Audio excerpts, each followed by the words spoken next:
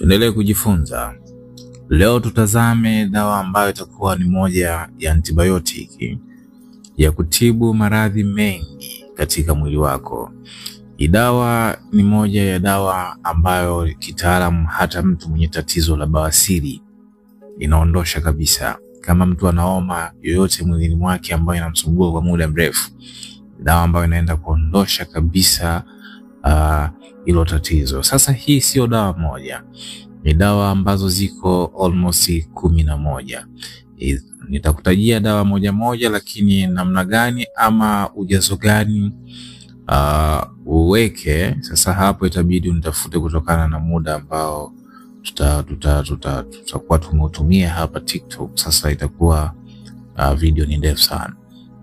Dawa ya kwanza tuangalie ni dawa wanaita Sanamaki.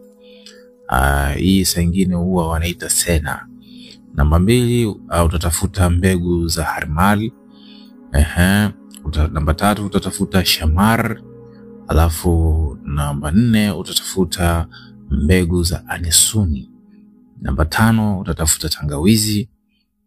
Namba 6 utatafuta mdalasini. Namba 7 utatafuta karafuu. Namba 8 utatafuta mustak. Alafu namba 9 utatafuta ubani wa Kiingereza. Huu ukienda kwenye maduka ukisema tu ubani wa Kiingereza watakupa pale. Namba 10 utatafuta rose au almond. Namba 11 utatafuta asali lita 1. Sasa hizi dawa zote ukizipata utazihakikisha ziko katika mfumo wa unga. Sasa hapa namna gani upate ni ujazo gani utabidi unitafute sasa. Hizi dawa zote utazichanganya kwa pamoja.